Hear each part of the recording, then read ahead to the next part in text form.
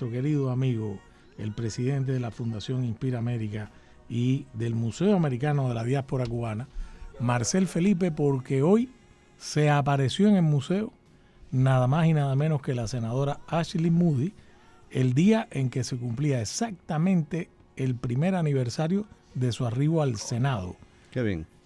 Tú sabes que Ashley Moody era la fiscal general del estado de la Florida y de repente el presidente Trump se le ocurrió una mañana nominar al senador Marco Rubio como secretario de Estado. Pasó en el Senado 99-0. Creo que él fue el único que votó en contra de sí mismo, un récord. Y la senadora Ashley Moody fue nominada por el gobernador Ron DeSantis y se le ocurrió la buena idea de llamar a Marcel Felipe y decirle: Marcel, ¿tú crees que yo puedo ir al Museo de la Diáspora? Y ahí ocurrió. Y pasó esta mañana. Y por eso hemos invitado a Marcel, además para hablar tantos temas de Cuba importantes, porque hoy también está Marcel ahí citado en un larguísimo artículo, en un trabajo sobre el tema de si ahora sí es nuestra hora. La hora viene llegando en Cuba. Y ahí está citado Marcel, está José Daniel Ferrer. De ambas cosas queremos hablar y espero que tenga tiempo. Marcel, buenas tardes. Andrés y Miguel por acá. ¿Cómo estás, Marcel? Muy buenas tardes. Un saludo a los dos y a toda la radio escucha del sur de la Florida.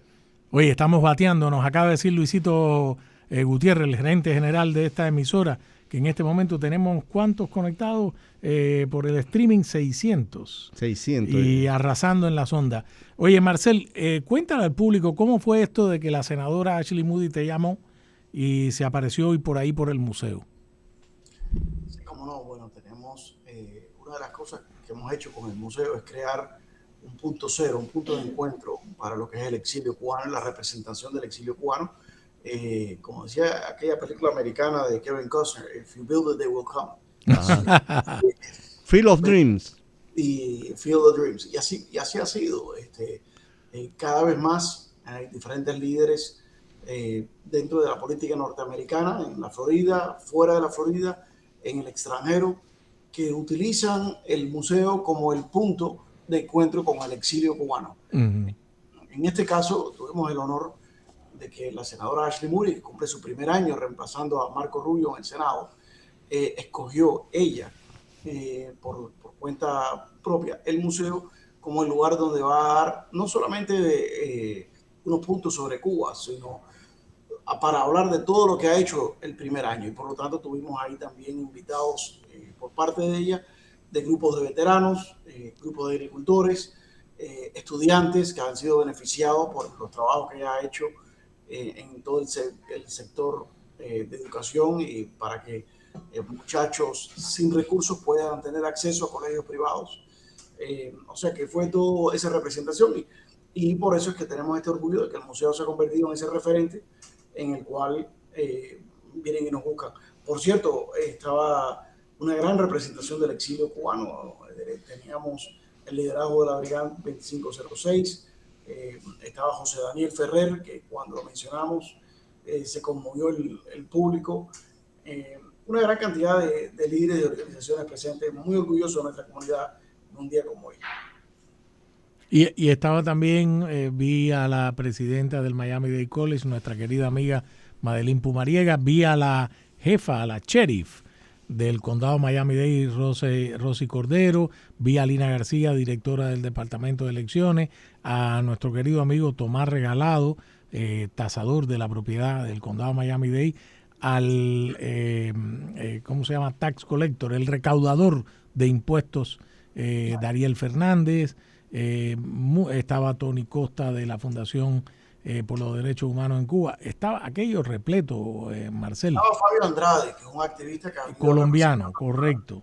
La comunidad colombiana, que ahora es concejal en Weston, con varias personas de la ciudad de Weston. Verdaderamente que fue un grupo muy nutrido, muy variado, muy bueno, todos unidos acá, y tanto los colombianos como los venezolanos, que había representación de los venezolanos, reconociendo al Museo del Exilio Cubano, el Museo de la Diáspora, como su propia base también. Entonces, sí, un gran día para todos.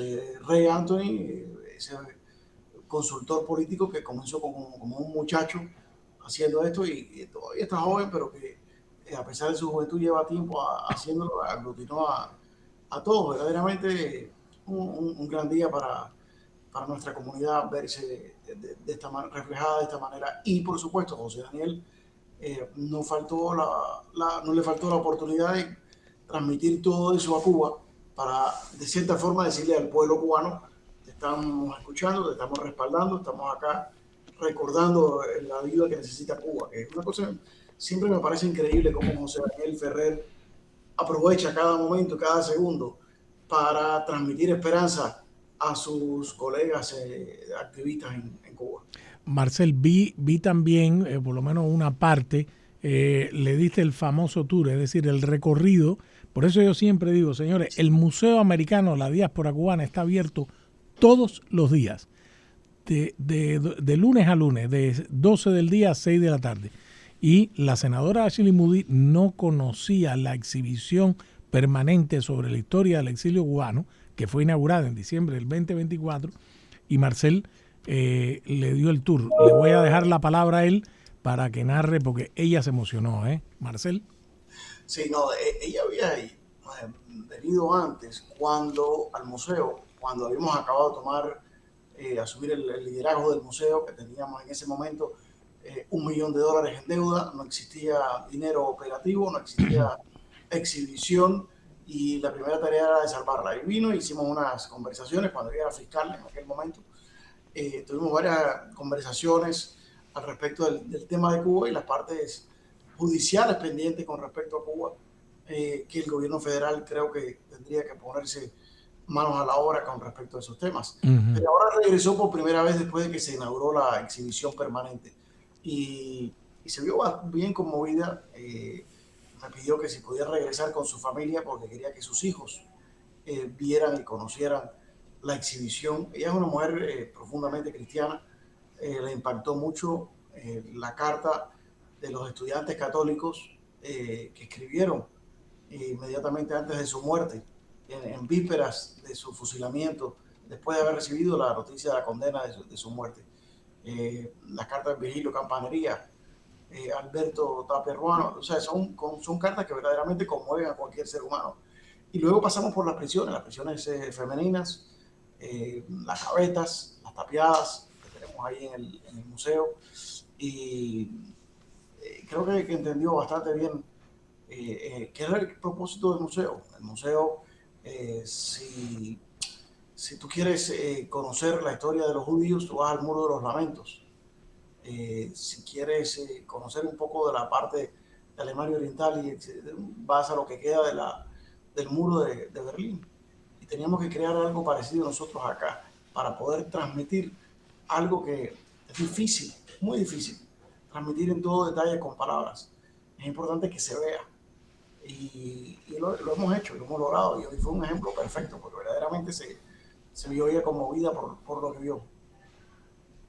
Marcel, aprovecho para preguntarte, hay varias cosas, hay un extenso trabajo hoy en el Herald de la colega Nora Gámez que plantea la siguiente, digamos, plantea de que muchas veces se predijo que ahora sí estábamos más cerca del cambio en Cuba, ¿por qué ahora sí habría que creerlo? Y ella recoge, además de varios puntos, recoge el testimonio de grupo, una reacción de distintos personajes del exilio cubano. Me voy a ahorrar muchos porque tú sabes cómo pienso yo, pero sí me llamaron poderosamente la atención, no porque seamos amigos, sino porque compartimos una misma visión sobre el tema de Cuba. Me llamó mucho la atención las reflexiones tuyas sobre el cambio, cómo no puede ser, algo que todos los días le preocupa aquí a Andrés Reinaldo, que él tiene dudas, plantea dudas. Lo que dijiste hoy me gustaría que lo compartieras con el público, tu visión de lo de Marco Rubio, lo que dijo José Daniel Ferrer. Eso me parece que completa el artículo con una visión que es la visión del exilio cubano al final del día. ¿Puedes compartir eso con nuestros radioescuchas? Sí, bueno, mira, una de las cosas que hablamos en ese artículo cuando ya nos entrevistó es que por primera vez tenemos la persona que toma las decisiones es un cubanoamericano, es es Marco Rubio. Y es un cubano americano en el cual confiamos tanto en su intelecto como en su corazón. Lo mejor que pueda sacar el exilio cubano de esto lo va a sacar Marco Rubio, sin duda ninguna. Y por lo tanto tenemos que dar un voto de confianza a Marco Rubio y darle margen y tiempo, espacio. Puede que las primeras noticias que vayan saliendo no sean exactamente como queremos las cosas que sucedan. Vamos a ver, hay que darle tiempo, hay que tener confianza en Marco Rubio y apoyar a Marco Rubio porque él no la tiene fácil. Hay muchas personas dentro de la administración que no quisieran que él tenga estos éxitos. Sabemos que el señor Grenell quiere el puesto de Marco Rubio y quiere que Marco Rubio fracase. Gracias a Dios, Marco Rubio lo ha logrado aislar por el momento. Es decir, no Marco Rubio, sino Marco Rubio ha ganado la confianza del presidente como para que el presidente escuche a Marco Rubio y no al lamentable señor Grenell, que no tiene ningún tipo de calificación para ser diplomático y de los Estados Unidos, mucho menos secretario de Estado. Entonces, hay que darle esa confianza y ese voto de confianza a Marco Rubio. Sé que va a ser lo mejor que se puede hacer bajo las circunstancias. Habiendo dicho eso, también creo, y otro de los temas que mencionamos, que en Cuba en realidad no existe una DELCI. En Cuba, si el gobierno americano, si el presidente insiste en hacer algo así por medio de una figura como la de Raúl Castro, pues por mucho que apoyemos a Marco Rubio, el exilio no va a apoyar ni a Marco Rubio, ni a mí apoyándolo a él, ni a más nadie apoyándolo a él. Claro. Porque el exilio va a tener ciertos límites. Creo que es muy difícil si no, yo diría imposible, que el exilio acepte un arreglo por medio del cual Raúl Castro es el DELCI cubano que se queda a implementar los cambios. No, ni el exilio ni mucha gente en Cuba tampoco. No, por supuesto. O sea, primero que todo, los primeros que no lo aceptarían son la gente en Cuba. Pero desde el punto de vista del exilio, digo porque son los votantes, son los que jugamos un papel en la política norteamericana que no deja de ser menos importante en este caso, y es que nos diferencia bastante del caso venezolano, porque tenemos un voto y un peso en el estado más importante, que además en la ciudad donde el presidente Trump piensa y planifica hacer su libre. Acabamos de tomar una votación de entregarle una tierra. Entonces, creo que esos temas son temas que van a tener que ver muy de cerca, sobre todo en un esquema como el que plantean algunas de las otras personas que están nombradas ahí, como Joe García y Rick Herrero y otros de los sospechosos de siempre, que siempre han buscado un acercamiento al régimen. Esas personas yo creo que les gustaría ver que Raúl Castro siga gobernando y que se haga una modificación del régimen. Yo no creo que el presidente Trump va a hacer eso. No creo que es posible hacer eso, aunque quisiera, porque no creo que Raúl Castro con sus 90 y tantos años va a acceder a semejante cosa. Creo que esto va a requerir, sea con intención o no, el quebramiento de ese régimen, la salida de Raúl Castro, como ha dicho bien Miguel Cosío en otro de sus excelentes artículos, porque Raúl Castro no va a ser parte de la solución. Raúl Castro va a ser el problema, va a ser el obstáculo, y hay que sacar ese obstáculo del medio, y de ahí en adelante todo lo demás va a fluir. Pero en resumen, no creo que el exilio va a aceptar una propuesta en la cual el DELCI cubano sea alguien con el apellido Castro. De ahí en adelante podemos hablar y podemos sentarnos a especular. Exactamente, no es un cambio de política del exilio, es exactamente lo que siempre dijo Jorge Mascanosa. Después de los Castro, con cualquiera nos podemos sentar a hablar, pero no con los Castro. Y creo que es lo mismo que está también establecido en la ley Fulton. Así que creo que en eso estamos claros. Marcel, aprovecho otro tema que Andrés todos los días me pone aquí en la mesa, y es algo que tú lo has dicho de otra manera, porque Andrés lo tiene como un tema, digamos, permanente. La oposición cubana fuera de la isla y la oposición cubana interna, la voy a dejar ahí en pausa un momentico. Yo recuerdo que hace más de 6 meses quizás, u 8, tú propusiste algo muy simple, muy simple, y José Daniel estuvo aquí con nosotros y lo compartió, que es decir, bueno, es el momento de redactar algo fácil, común, potable, en el que las principales organizaciones del exilio digan, mira, vamos por aquí. Tú ves que ese proceso de acercamiento, de unión, Andrés lo reclama todos los días. ¿Tú crees que es posible? Es difícil, pero es posible.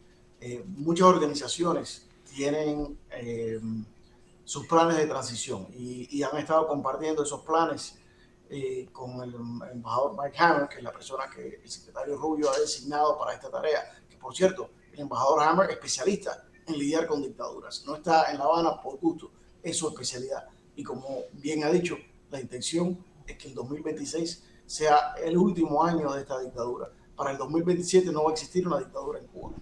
Habiendo dicho eso, parte de lo que se requiere, para no solamente a petición del gobierno americano por medio de Mike Hammer, sino a petición del sentido común, es que la oposición cubana, y sobre todo por lo menos el exilio cubano, tiene que empezar a presentar una cara unida. Yo fui el primero en decir que para poder hacer este proyecto no era necesario no reemplazar los planes de transición de nadie, las posiciones políticas de nadie. La Asamblea no tiene que cambiar el proyecto que tiene tan bien hecho, ni Cuba decide, pero sino acordar en algo, en los puntos básicos sobre los cuales estaríamos dispuestos a apoyar a un gobierno de transición, a reconocer un gobierno de transición. O sea, cada cual puede luego abogar por lo que quiera, pero para que reconozcamos a alguien, es decir, para darle un norte a Estados Unidos de cómo enfocar su negociación en una forma que sea aceptable para la oposición cubana, teníamos que darle ese norte a Estados Unidos, y para eso es que deberíamos hacer esa unidad. Yo creo que aún se puede hacer, y creo que ahora que estamos viendo el comienzo de ya un plan de acción, es decir, que hemos visto que por primera vez en 65 años, porque los primeros 3 años del régimen, Estados Unidos sí tenía planes de cambiarlo, pero por primera vez desde el año 62, el gobierno americano ha decidido que es hora de cambiar ese régimen. Claro. Ahora se vuelve esto una necesidad inmediata, y le pido a todos nuestros colegas en el liderazgo de las organizaciones del exilio que nos unamos. Yo ya he dicho, yo doy el ejemplo, yo doy un paso al lado, yo no tengo ni quiero ni ser líder del exilio cubano y de la oposición. Creo que podemos poner a alguien como José Daniel Ferrer, podemos poner a alguien como Rosa María Payá, podemos poner a alguien como Bertrand Antunes, Soler. Berta Soler. O sea, hay muchos líderes. Vamos a ponernos de acuerdo en consolidar eso, y como mínimo en los puntos básicos. No tenemos que escoger un líder necesariamente, si se vuelve imposible, sería ideal, pero por lo menos los puntos básicos sobre los cuales la oposición está de acuerdo y le pide, porque si no, esto se va a hacer algo que no pase por Miami, y si no pasa por Miami, tiene todas las de fracasar, porque si no pasa por Miami y no es aprobado por Miami, una de las cosas que va a suceder es que políticamente en las próximas elecciones esto va a volver a cambiar. Así que necesitamos enfocarnos en esto. Y por cierto, no solamente cambiar para bien, también puede cambiar para peor, porque si los demócratas cogen el control de la Casa Blanca por cualquier motivo en el 2028, la cosa para nosotros pudiera ser horrible. La situación, el desenlace de esto puede ser horrible. Si no se hace las cosas correctamente ahora, en el 2026, y lo que se crea es una especie de modificación del régimen, cuando vengan los demócratas van a terminar de legitimar esa modificación del régimen. Para evitar esa situación tan aberrante, lo único que podemos hacer es trabajar en este momento, darle el espacio, el apoyo a Marco Rubio, el espacio a Marco Rubio, y dejar claro para la administración Trump cuáles serían las líneas rojas del exilio cubano, como por ejemplo hacer un arreglo con Raúl Castro. Sí, ahora ve, yo estoy completamente de acuerdo contigo. Ahora, en lo que yo insisto es en que estamos cada minuto más tarde para eso. Yo le estaba comentando a Miguel, viendo el ejemplo, María Corina está desesperada por volver a Venezuela. Está desesperada por volver a entrar a Venezuela porque entiende, y me parece que está pensando muy bien, entiende que la política es presencia, es presencia. el exilio tiene un poder económico tremendo. Aún desunido, el exilio tiene un poder económico. El exilio, aunque manifiestamente no haya un comunicado, no haya nada, la mayor parte de la gente de este exilio quiere que allí haya un cambio sin los Castro. Dentro de la oposición cubana igual. Yo lo que veo es que hay que desarrollar iniciativas lo más rápido posible para que, en primer lugar, apoyar a Marco Rubio me parece que es esencial en esto, pero también para que otras fuerzas dentro de la administración, otras fuerzas dentro del mismo Partido Demócrata vean que hay una actividad, que hay una voluntad de manifestarse, que hay una voluntad de generar iniciativas. Entonces, ahí es donde yo creo que nos hemos descuidado. Esto lleva ya andando un mes. Aquí no ha habido una gran concentración. Aquí no ha habido una declaración recordándole a los cubanos de la isla. Tenemos la flota americana por primera vez en la costa norte parqueada, por primera vez un presidente que dice que esta gente se tiene que ir. El que pueda hacer algo, que lo haga. Yo sé que hay gente pintando graffiti, yo sé, pero es un momento de, en lo posible, desesperadamente, tratar de crear un fermento, tratar de crear un cambio psicológico que en Cuba está ocurriendo espontáneamente. La gente tiene esperanza de nuevo, la gente de nuevo está manifestando que quiere ver el final de esto lo más rápido posible. Entonces, en esa dirección es donde yo creo que hay que apresurarse a trabajar. Marcel. Sí. Estoy de acuerdo 100% contigo. Y creo que uno de las desventajas de buscar siempre la unidad es que eso se vuelve casi siempre más lento, todo cuando tratas de buscar el consenso, y es una de las diferentes cosas que tenemos, que es decir, por un lado se busca la unidad, pero la unidad te hace más lento. Entonces vamos a ver qué va pasando sobre la marcha, pero yo creo que de una forma o de otra Cuba va a ser libre este año. Eso se va a acabar el régimen este año. Con las organizaciones del exilio, sin las organizaciones del exilio, eso va a suceder.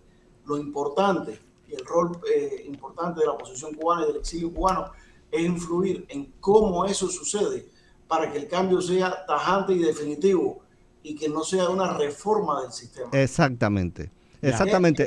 Es lo que yo insisto. Si ya sabemos que si hay que probablemente en una fase inicial hay que contar con la gente que puede controlar el orden, con la gente que puede mantener un cierto funcionamiento del Estado. Pero de ser así, como está ocurriendo en el caso de Venezuela, lo que hay que luchar es porque haya la menor cantidad de castristas posible en ese proceso, y de que esa menor cantidad de castristas en el proceso esté en el proceso el menor tiempo posible. Correcto. Bueno, pero y más importante, o casi muy congruente con lo que estás diciendo, si no tenemos un ejército, no tenemos una fuerza armada, alguna negociación va a tener que haber.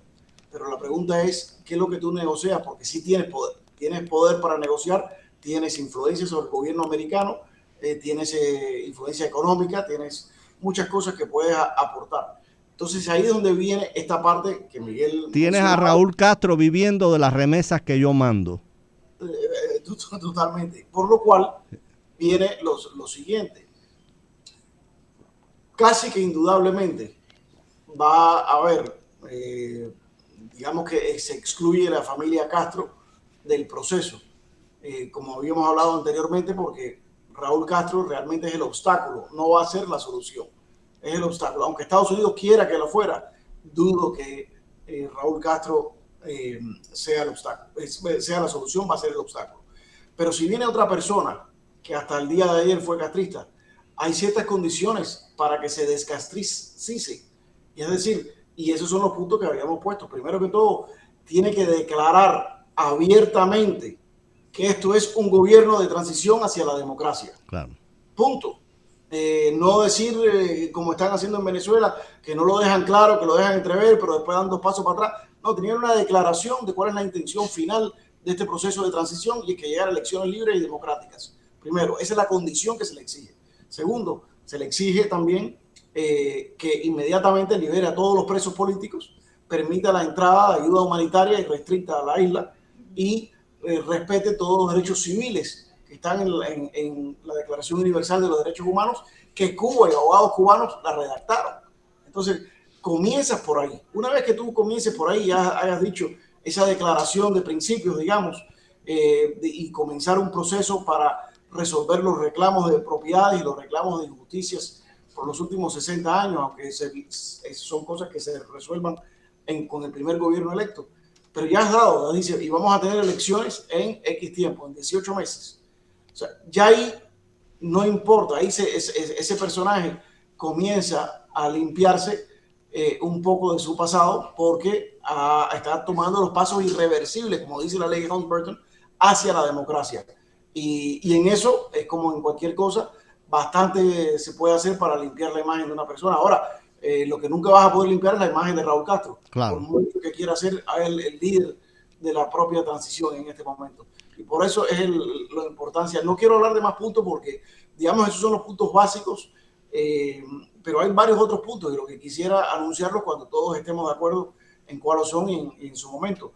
Pero hay ciertas cosas básicas y son extremadamente importantes para el gobierno americano entender cuáles son esos puntos de parte nuestra. Y luego, y repito, aunque no consigamos todo lo que queremos, con Marco Rubio vamos a conseguir lo más que podemos, y por eso es que hay que apoyarlo. Muy bien. Marcel, tienes que participar en este programa al menos una vez por semana, al menos. Siempre hay no solo un aporte analítico, sino político, que en estos momentos es necesario. Yo, justo antes que empezara el programa, estaba una vez más convidando a mi colega de trapacerías intelectuales y periodísticas, Andrés Rinaldo, a que escribiera un artículo que tiene por ahí en mente. Estas ideas hay que difundirlas, Marcel. Eso es lo que acabas de plantear tú, hay que difundirla. Y una mejor manera para difundirla es a través de esta casa, y para que le llegue a nuestro radio escucha y siga, y el exilio vuelva a tener esperanza y fuerza, porque ahora sí que ya viene llegando. Marcel, ¿algo más? Sigan haciendo el trabajo, estoy viendo y siguiéndolos, y veo que cada vez hay más vistas por YouTube, más seguidores. Algunos de los videos cogen más de 100,000 views, así que algo están haciendo correctamente, que se han ganado la confianza del pueblo. Estamos resistiendo. Esta es la resistencia. Estamos resistiendo.